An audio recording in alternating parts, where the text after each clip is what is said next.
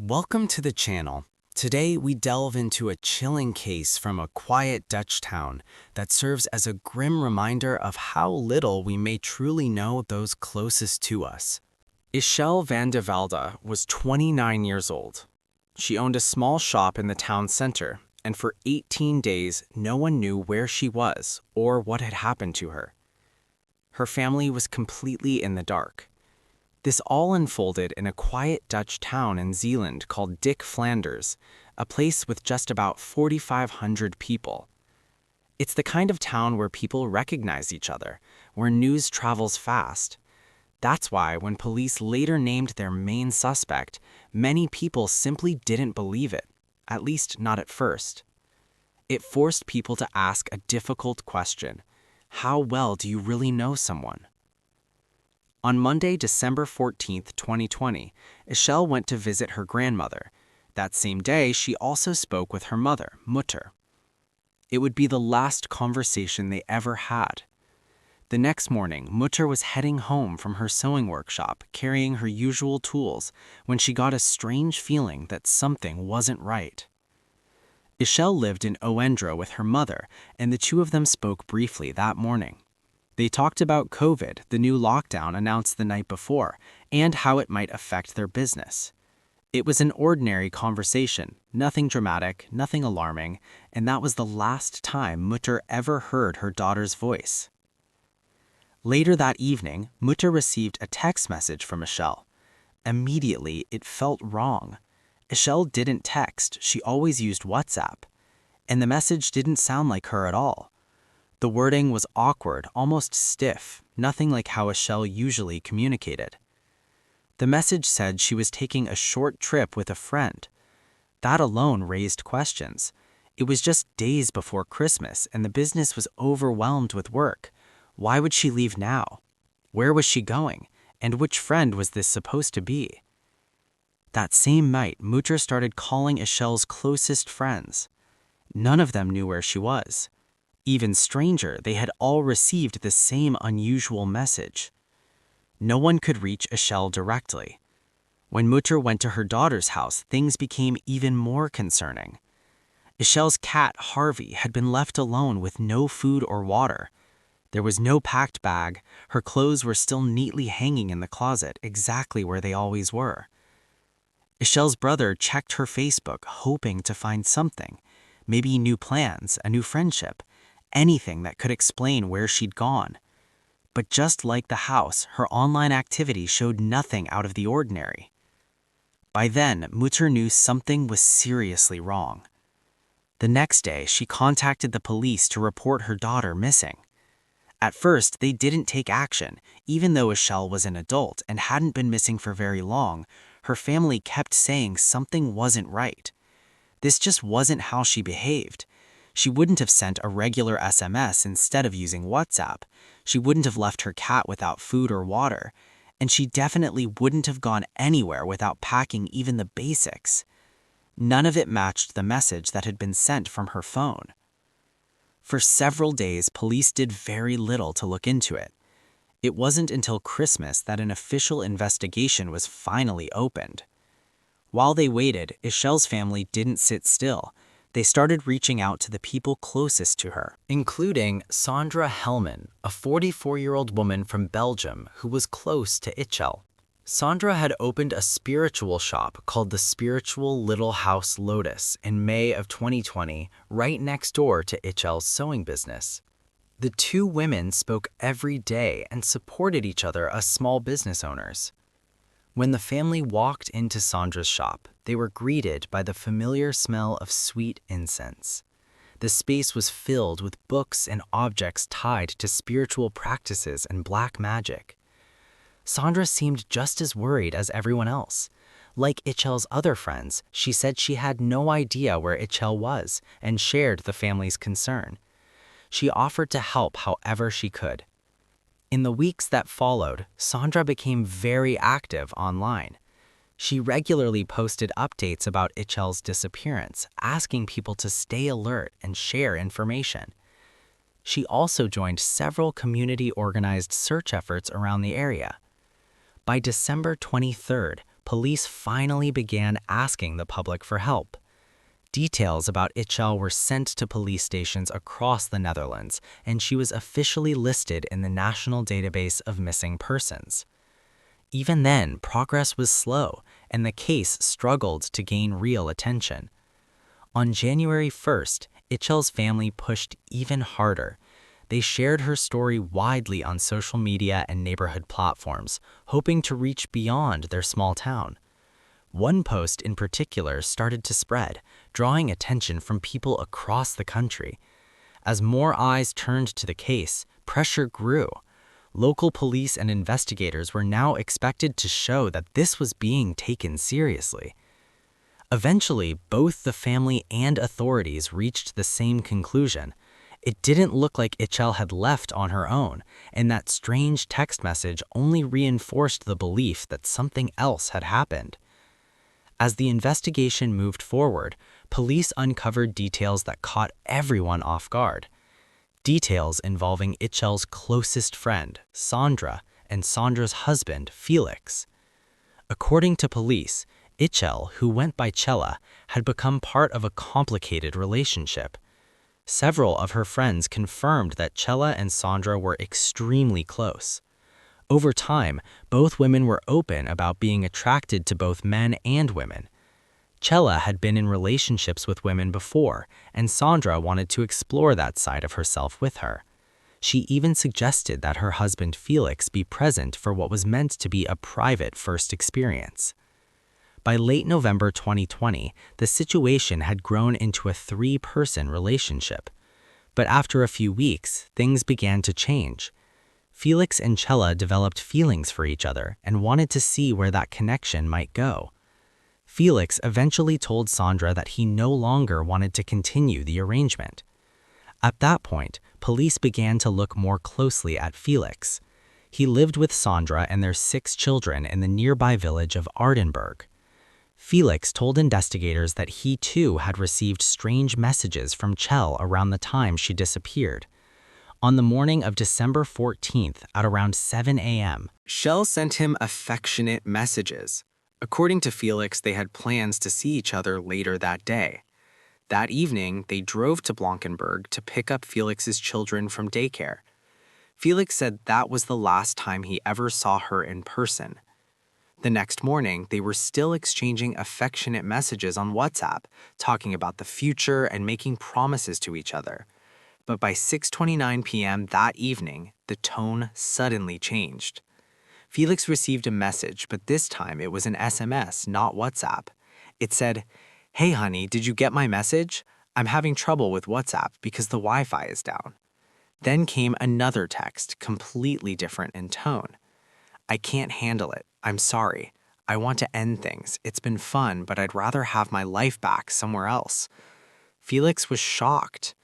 In a later message, Shell claimed she was in Breda with a friend and added that she didn't know when she'd be back. She said that in about a month, she planned to travel to Indonesia with someone else. Felix tried to process what he was reading. In the end, he chose to respect what sounded like her decision and gave her space. On December 16th at 3:51 p.m., he received one final message. "I'll be okay, don't worry. This could be my last app. I'll get a new SIM card soon."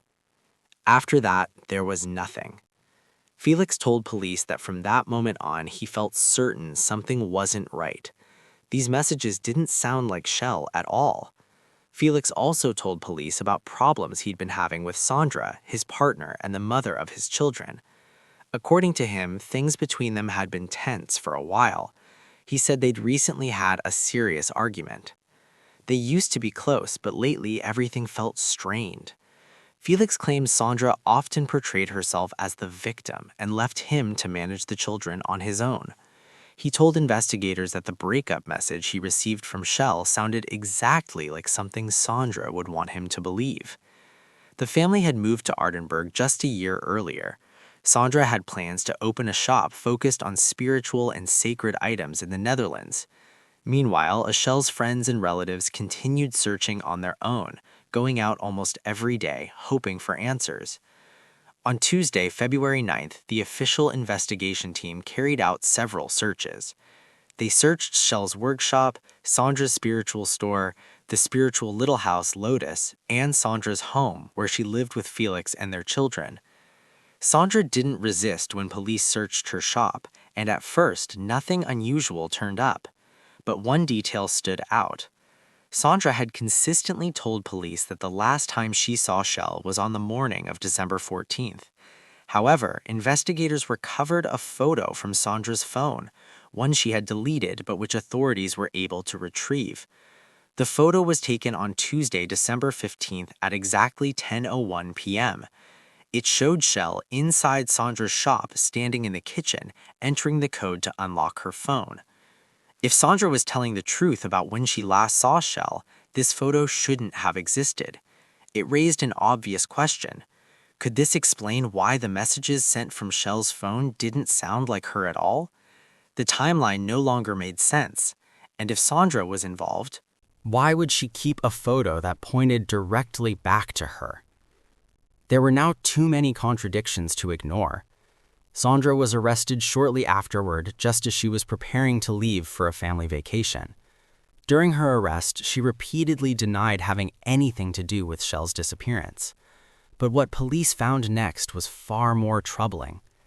That same evening, investigators discovered a blood stain on the carpet beneath one of the round table's legs in Sandra's home.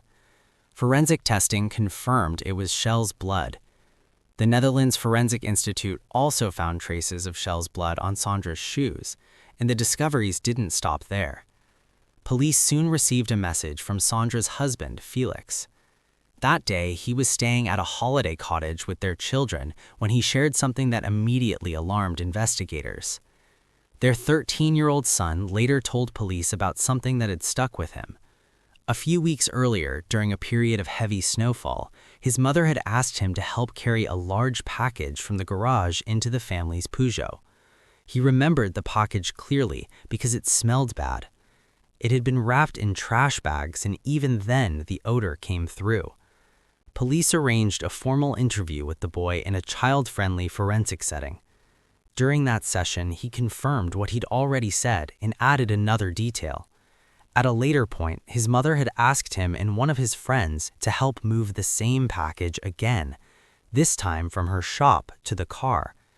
Investigators then compared the boy's account with data from Sandra's car GPS tracker. They wanted to know whether her vehicle had been moving in unusual ways or stopping in places that didn't make sense. The GPS data pointed them to a drainage canal along Canal WG just outside the town of Solo, Belgian border. On the morning of February 16th, the National Underwater Search Team began a large-scale search of the area. During that search, they found a trash bag hidden in the bushes. Inside were the first remains of Ichel Vanveldda. In the weeks that followed, police returned to the area multiple times. Eventually, they were able to recover her entire body. It had been dismembered into 9 pieces. A medical examination was carried out on February 20th.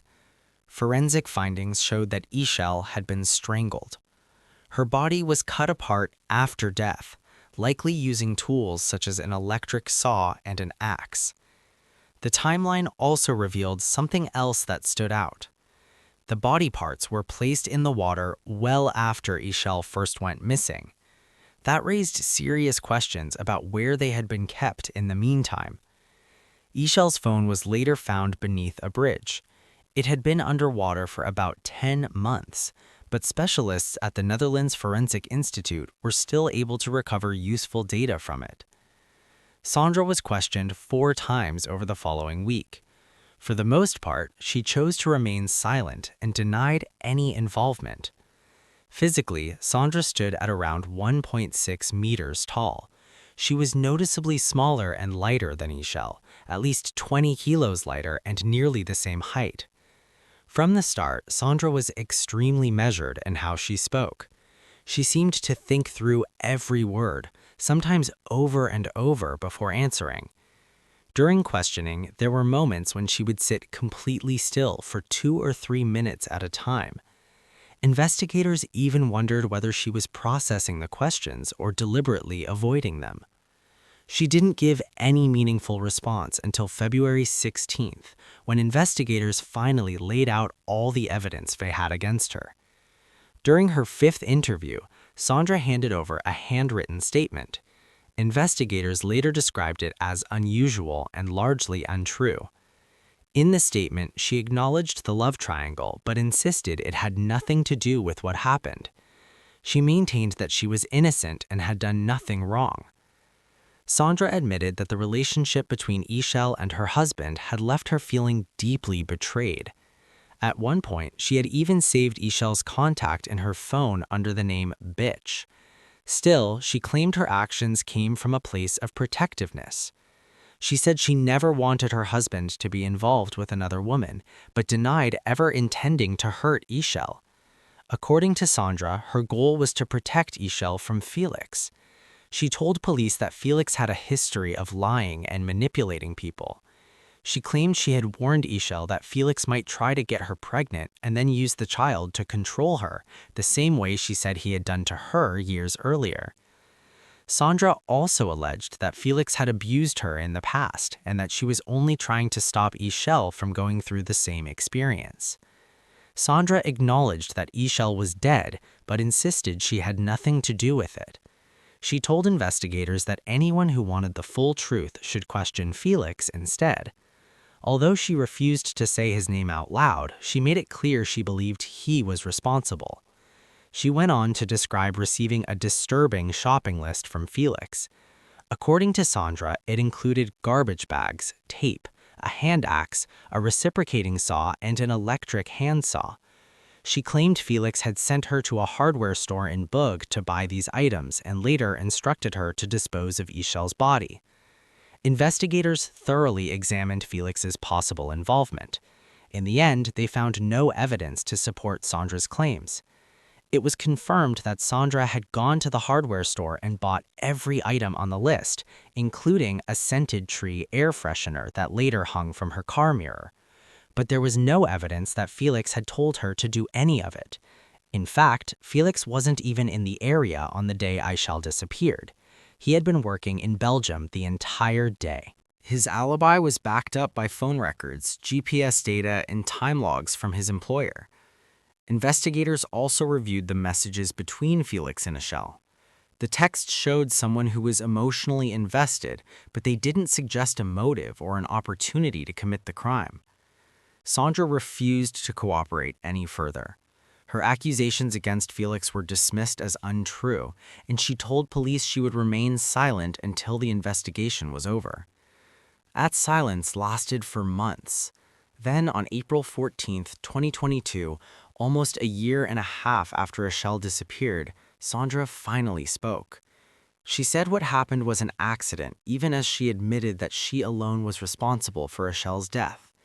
According to her account, on the morning of December 15, 2020, a conversation in the kitchen of her shop turned into an argument. The tensions centered on the love triangle that had been forming. The argument escalated and the two women began pushing each other. Sandra claimed that during the struggle, Ichel fell and hit her head on a heater. When she saw Ichel bleeding and having trouble breathing, she panicked. Instead of calling for help, Sandra admitted that she wrapped her hands around Ichel's throat. She said she was overwhelmed by fear and believed she was about to lose everything. Afterward, she moved Ichel, who she said was unconscious or possibly already dead, into the changing room of the shop. She hid the body behind boxes and burned large amounts of incense to cover the smell. What's difficult to take in is that Ichel's body remained there even when her family came looking for her. Days later, Sandra spoke calmly with Ichel's worried mother and brother, fully aware that Ichel was hidden behind a curtain just a meter away. She admitted that by that point she had already decided how she would get rid of the body once they left. Sandra said she first tried to move Ichel's body whole but realized she couldn't manage it on her own.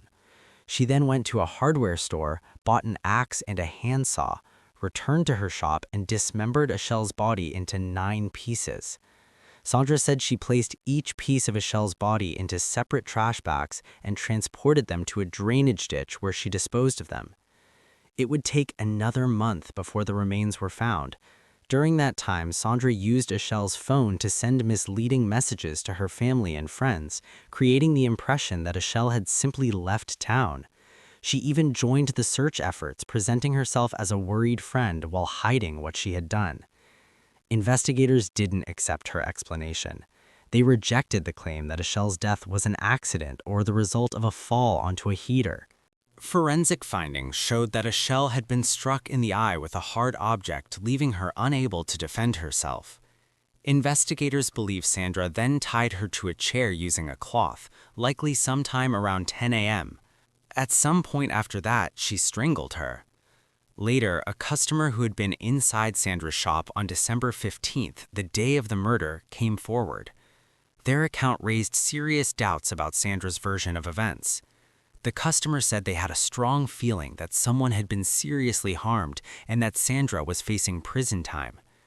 During their visit, they heard groaning sounds coming from the back of the shop. Sandra reportedly stepped away briefly and returned a minute or two later. By then, the sounds had stopped. That detail suggested Ichel was still alive at that point, injured, restrained, and hidden inside the store. Investigators concluded that after the initial violence, Sandra made a deliberate decision to end Ichel's life. There was also the question of how Sandra was able to send convincing messages from Ichel's phone. The answer came from the photo recovered from Sandra's device. Before the murder, she had secretly taken a picture of Ichel entering her phone's passcode. That gave her access to the phone and allowed her to send messages that misled everyone, including Ichel's closest friends, Felix, and her mother, Motor. In November 2022, a court found Sandra Hellman guilty of murdering her friend, Ichel. She was sentenced to 18 years in prison. As requested by the prosecution, Sandra was also ordered to pay nearly 200,000 euros in damages to Ichel's family. The court strongly criticized the way she handled Ichel's body, noting that the family was only able to say goodbye through a lock of hair and Ichel's right arm. Despite everything, the family said the verdict brought some sense of relief. Ichel's brother, Ichel Vanveldda, said he was satisfied that the court clearly recognized what happened as murder. Her mother, Motor, said her feelings were mixed. There was still deep pain, but also relief that the case had finally reached an end. Sandra appealed the decision to the Dutch Supreme Court one last time. On February 19, 2025, that appeal was rejected, making her sentence final. Even now, Sandra continues to claim that Ichel's death was an accident. She argues that she should have received a lighter sentence for manslaughter instead of murder. She has said that everything went black in the moment and admits she still doesn't fully understand why she did what she did. But the facts tell a different story. While Ichel's family and friends were desperately searching for her, Sandra was pretending to be a worried friend. Even though Ichel's body was hidden just a few meters away in the changing room of her shop, Sandra stood face to face with Motor and Jeffrey, hugged them, and expressed sympathy. Investigators believe that jealousy was ultimately what drove her actions. If you found this case fascinating, don't forget to like the video and subscribe to the channel. We post crime case videos every night.